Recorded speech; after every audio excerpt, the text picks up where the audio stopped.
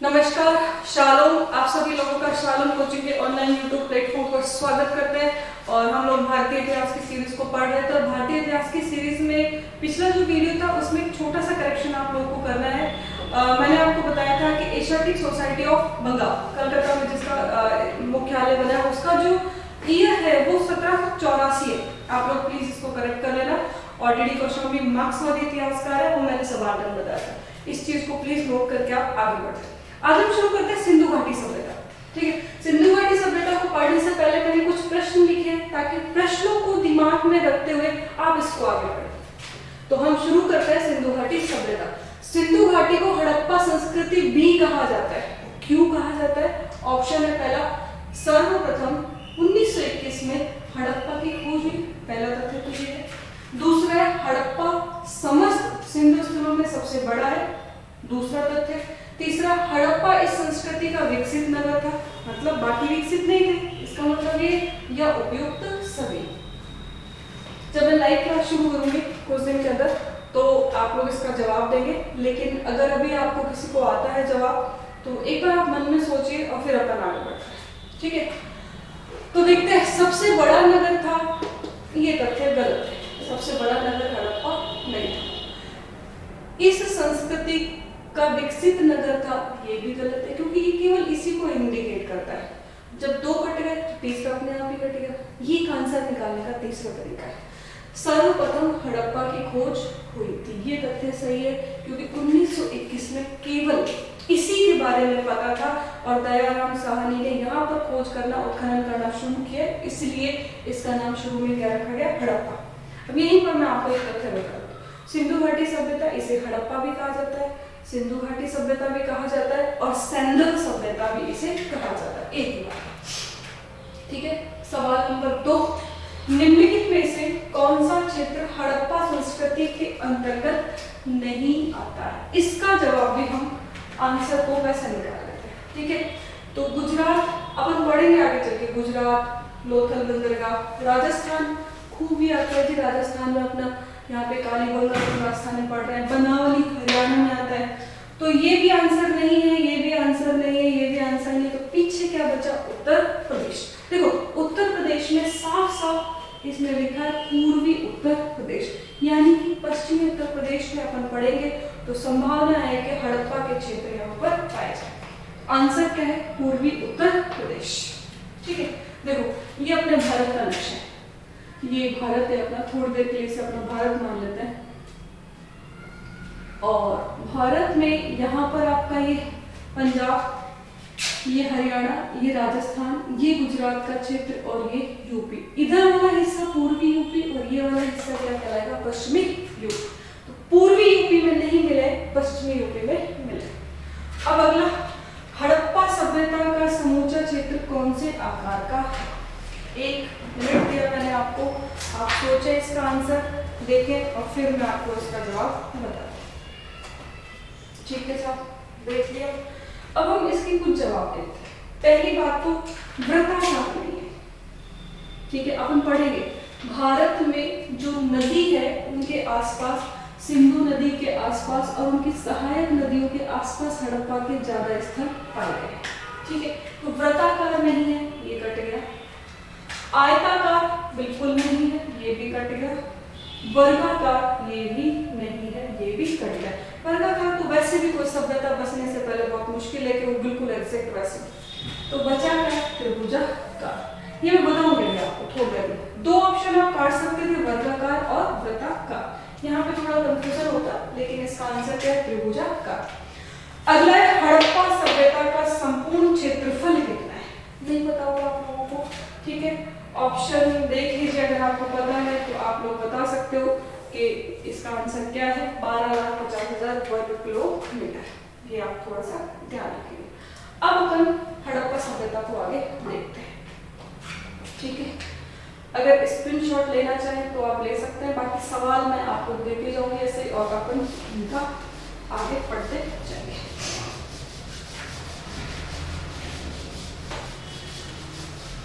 ठीक है, हड़प्पा सभ्यता के बारे में बात करते हैं तो इसका हड़प्पा नाम इसलिए दिया गया क्योंकि 1921 में इसके बारे में सबसे पहले उत्खनन का काम किसने किया? राखालदास बनर्जी। सॉरी दयाराम साहनी, मेरी गलती, ये चीजें कभी कभी मुझसे होती रहती है, उसके लिए मैं सॉरी।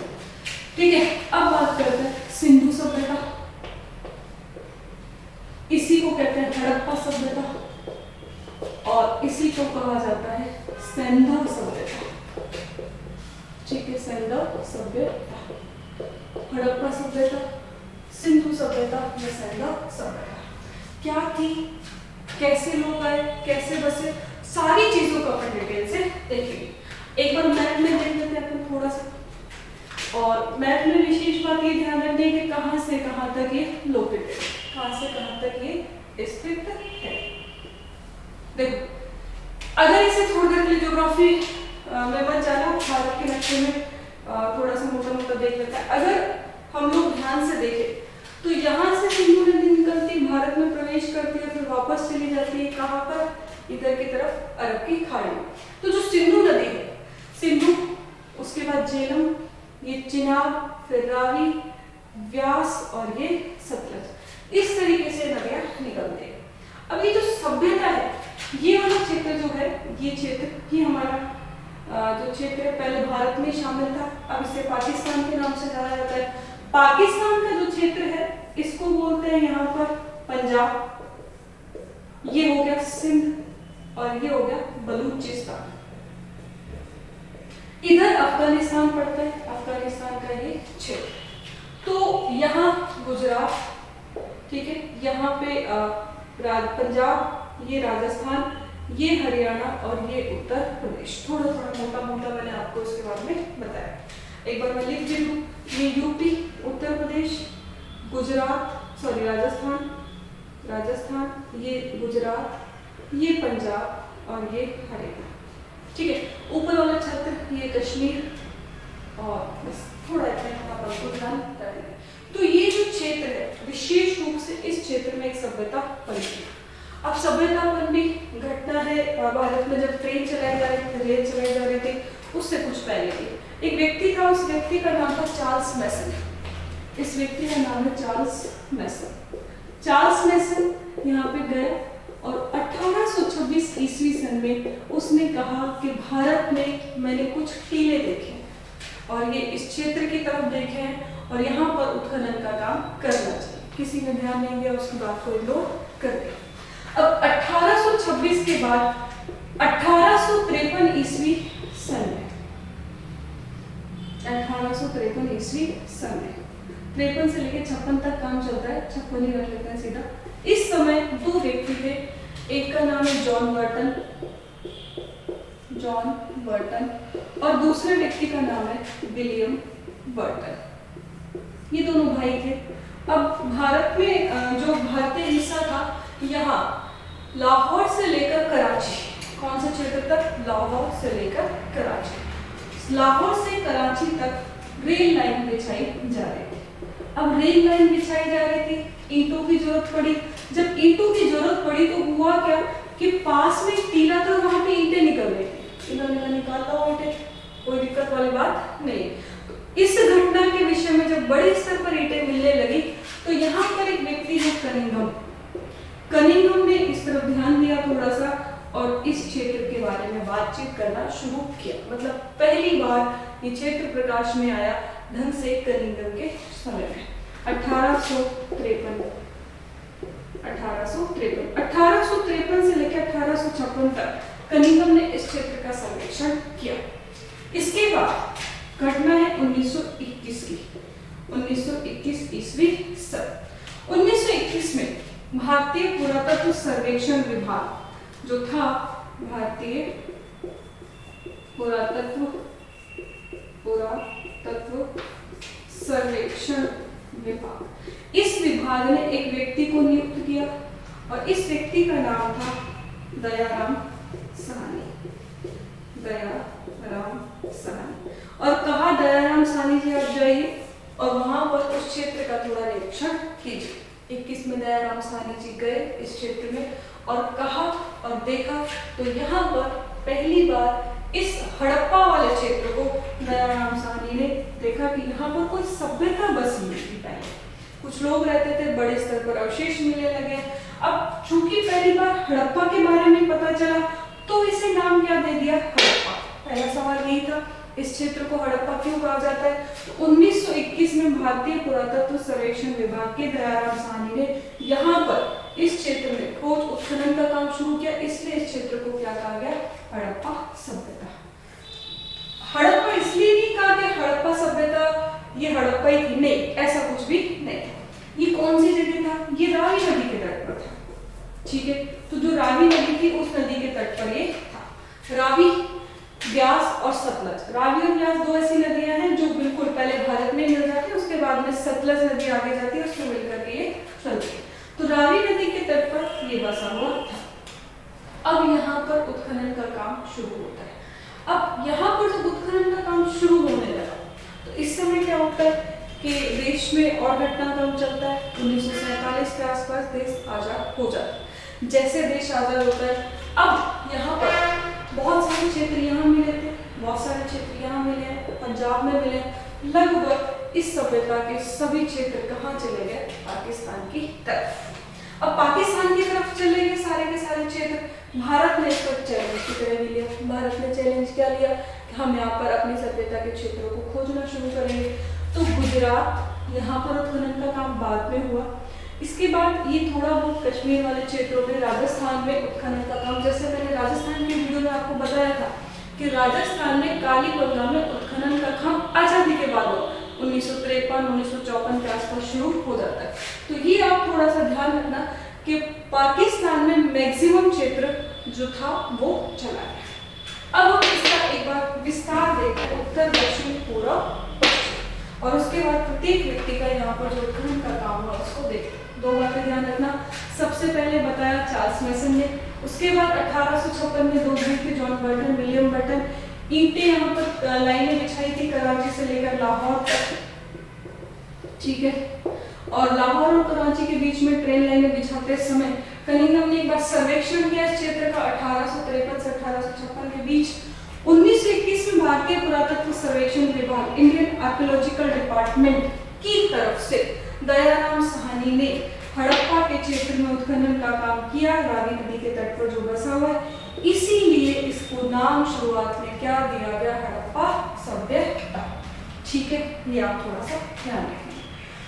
अब आगे बढ़ते हैं, हड़प्पा सभ्यता के बारे में और चीजें देखते हैं। तो सबसे पहले हम देखते हैं हड़प्पा के बारे में कि ये जो सभ्यता है इसका उत्तर, दक्षिण, पूर्व, पश्चिम विस्तार कितना, क्षेत्रफल मैंने आपको बता दिया 12 लाख। और अब देखते हैं उत्तर, दक्षिण, पूर्व, पश्चिम। आकार मैंने आपको बता दिया त्रिभुजाकार, ठीक है। तो उत्तर में मांडा, ये जम्मू कश्मीर में पड़ता है, ठीक है। दक्षिण में दैमाबाद, ये महाराष्ट्र में पड़ता है, ठीक है, नर्मदा नदी के पास।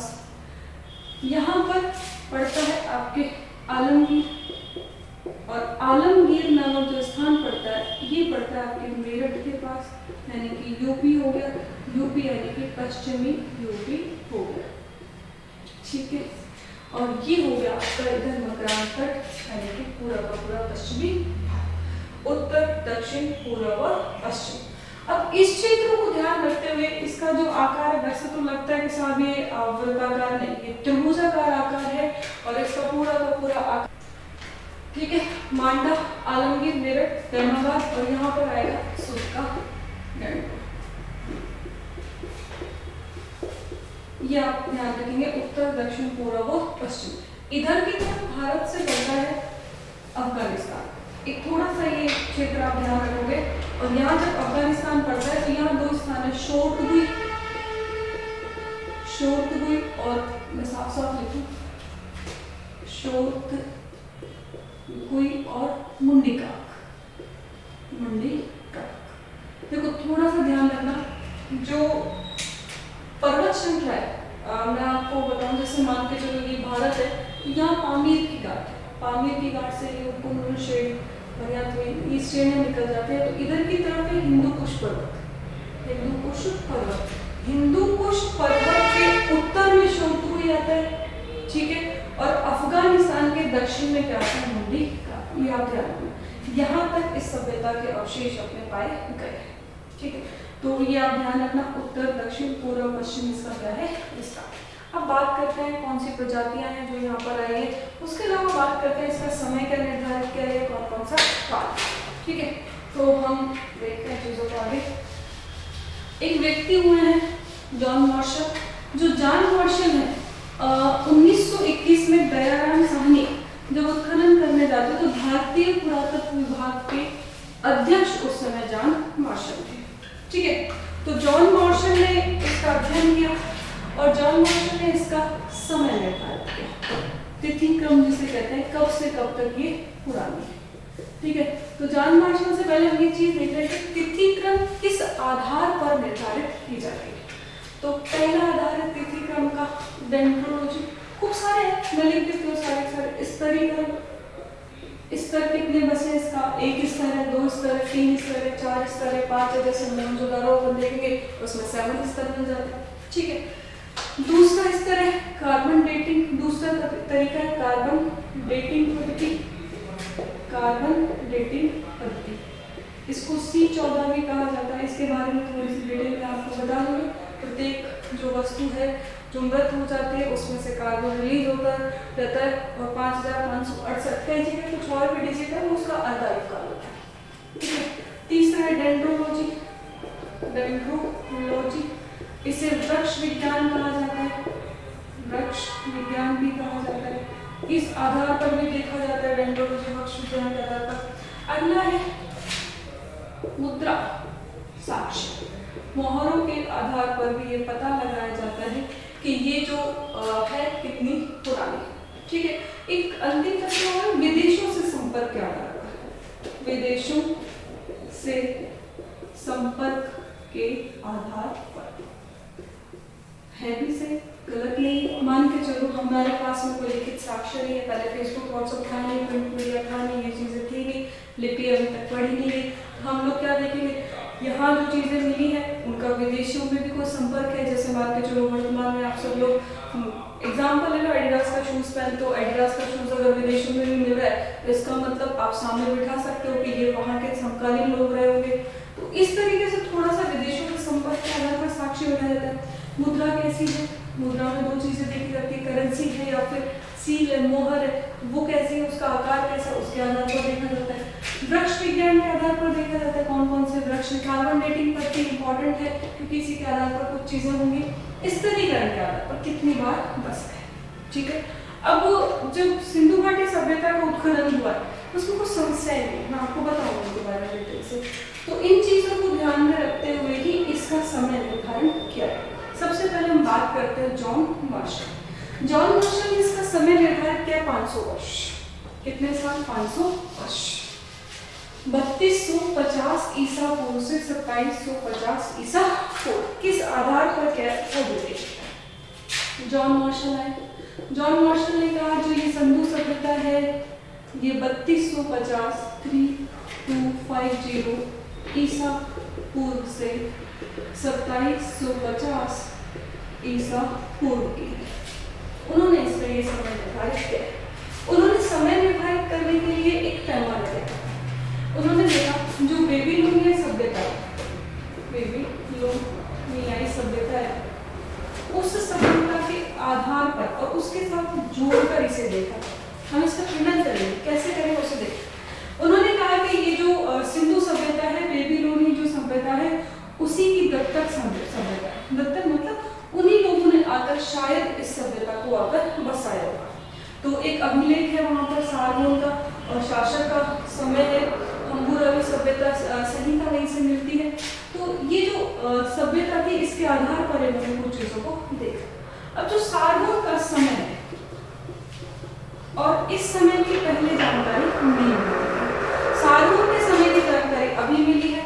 सारनाथ का समय 2370 ईसा पूर्व, यहाँ पर 2384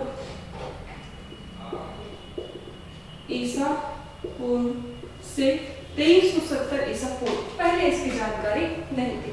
तो सारनाथ के समय के आधार पर अगर इसको माना जाए, मैं फिर से बोल रही हूँ, पहले सारनाथ के समय की जानकारी नहीं थी जब जॉन मार्शल ने उत्खनन का काम किया।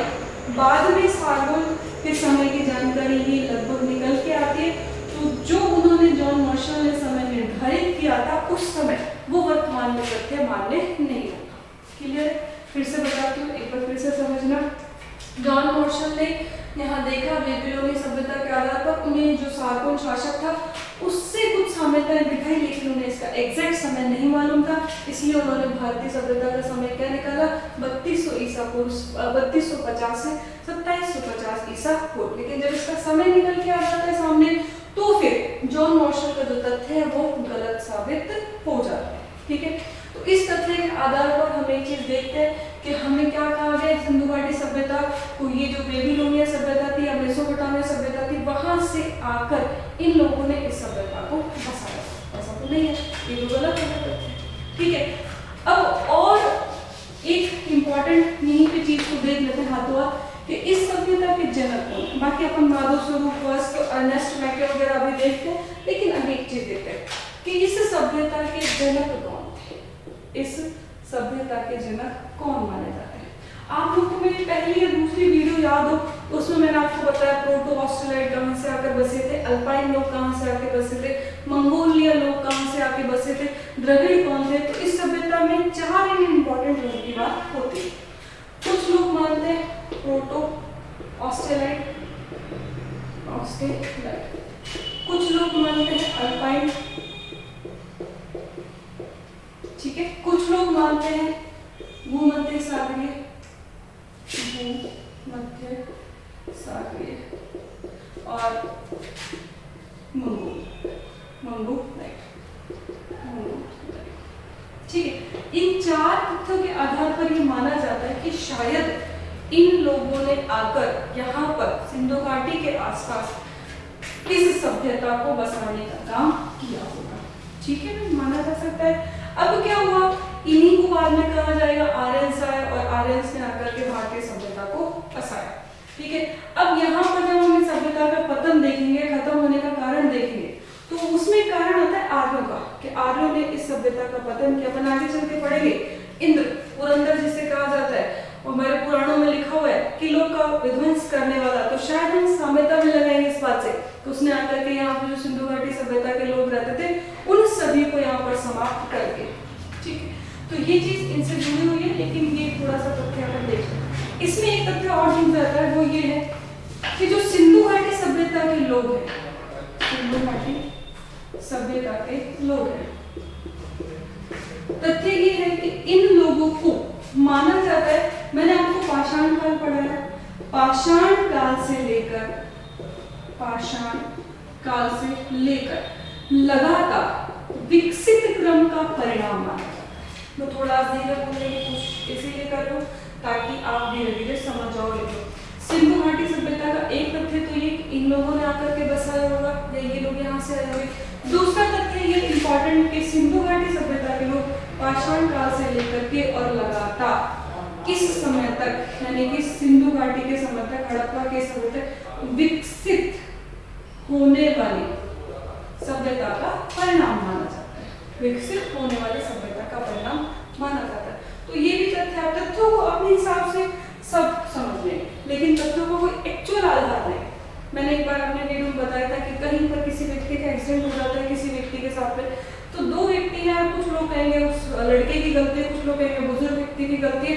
हर व्यक्ति का देखने का अपना थोड़ा नजरिया अलग, लेकिन फिर भी हम कुछ तथ्यों के आधार पर अलग अलग चीजें लेके चले। ये फैक्ट आप देख लेना, जो इसके जनक माने जाते हैं, इन पे आप थोड़ा ध्यान देना। ठीक है, आगे हम देखते हैं सिंधु सभ्यता का जो समय है किस किसने क्या माना है। ठीक है, तो सिंधु सभ्यता, अब हम समय देख लेते हैं एक बार। समय इंपॉर्टेंट है, थोड़ा सा कोरिलेट करके आप कोशिश करना थोड़ा थोड़ा याद हो जाए आपको। तो अपन बात करते हैं अर्नेस्ट मैके की। अर्नेस्ट मैके 2800 ईसा पूर्व से 2500 ईसा पूर्व, 2800 ईसा पूर्व से 2500 ईसा। ठीक है, अगले हैं माधव स्वरूप वत्स। माधव स्वरूप वत्स, और वत्स ने बताया ये सभ्यता 3500 ईसा पूर्व से 2700 ईसा पूर्व। देखो जॉन मार्शल ने माधव स्वरूप पे 50-50 साल का इधर उधर किया है।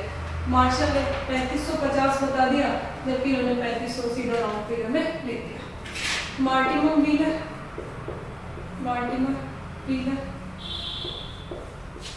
2500 ईसा पूर्व से 1750, 2500 ईसा पूर्व से 1750 ईसा पूर्व।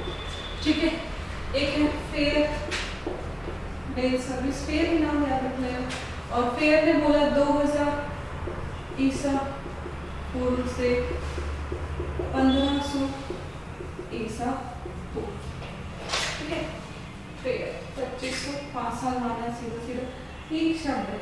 देखो किसी के नाम के आगे अ लगा देते हैं, ज्ञानी के आगे ए लगा दोगे अज्ञानी। ठीक है, और जान के आगे ए लगा दोगे अनजान। तो ठीक है, और फेयर के आगे ए लगा दोगे तो क्या बन जाएगा अफेयर, जो काम गलत होता है वो अफेयर। ठीक है, तो इस चीज से आप बच के होंगे, मुझे पूरा विश्वास है। अगला है रोमिला थापर और डीपी अग्रवाल। 2300 से 1750, 2300 से 1750 ईसा पूर्व। थोड़ा सा ध्यान रख लेना। उसके बाद में सीजे गाइड, इनका भी ठीक ठाक है। 2350 से 1750 ईसा पूर्व। एनसीईआरटी का इंपॉर्टेंट है, ये याद रखना। एनसी ये थोड़ा सा आप ध्यान रखो। 2500 ईसा पूर्व से 1800 ईसा पूर्व, 1800 ईसा पूर्व। उसके बाद एक किताब है झा एंड श्रीमाली, झा और श्रीमाली। तो इन दोनों ने, मैंने झा की जगह झा और श्रीमाली। ठीक है, तो इन दोनों ने बताया 2800 से 2000, 2800 से 2000 ईसा पूर्व। एक व्यक्ति और बचे हैं डेल्स, 2800 से 2900। ठीक है, तो डेल्स आपको देखो, डेल्स 2900 नहीं लगते, 2900 से 1900 ईसा ध्यान रखना। अभी अपन एक चीज देख लेते हैं, कौन से आपको ध्यान रखना है। एनसीईआरटी का ध्यान रखना है, झा एंड श्रीमाली का ध्यान रखना है आपको, और मार्टिमर व्हीलर का पूछा जाता है, और ये थोड़ा आप ध्यान रखना है क्योंकि थोड़े जुड़े हुए से लगता है। अनलेस मैं वैसे कोशिश करना, आप लोग कमेंट करके बताना मुझे कि सब लोग को याद हुए क्या रहेगा। कोशिश करना, थोड़ा सा मेहनत लगेगी, ज्यादा इतनी दिक्कत वाली बात नहीं आएगी। जॉन मार्शल का जरूर याद रखना, क्योंकि जॉन मार्शल ही वो व्यक्ति है जिन्होंने इस सभ्यता को हड़प्पा सभ्यता नाम दिया। अब मैं एक चीज आपको बताऊंगी, उद्भव और विकास पूरी डिटेल से पढ़ेंगे हड़प्पा सभ्यता, और विश्वास कीजिए मैं कोशिश ये करूंगी चाहे इसमें क्लास से एक्स्ट्रा हो जाए, कहीं आपके लिए कोई भी फैक्ट ना बचे। ठीक है, तो आपने वीडियो को देखा, इसके लिए धन्यवाद। लाइक करें, शेयर करें, सब्सक्राइब करें। ये बात लोग शुरू में बोलते हैं, मैं लास्ट में इसलिए बोलती हूँ क्योंकि बहुत सारे बच्चे शुरू में इस चीज को स्किप करते हैं, वो आपकी मर्जी है, लेकिन फिर भी आप कोशिश करें। नोट्स जरूर बनाएं, अगर आप नोट्स नहीं बना रहे हो तो आप पढ़ाई नहीं करो, नोट्स बना रहे हो तो आप पढ़ाई करो। ठीक है, आज आपने इतना पूरा वीडियो को देखा, इसके लिए थैंक यू।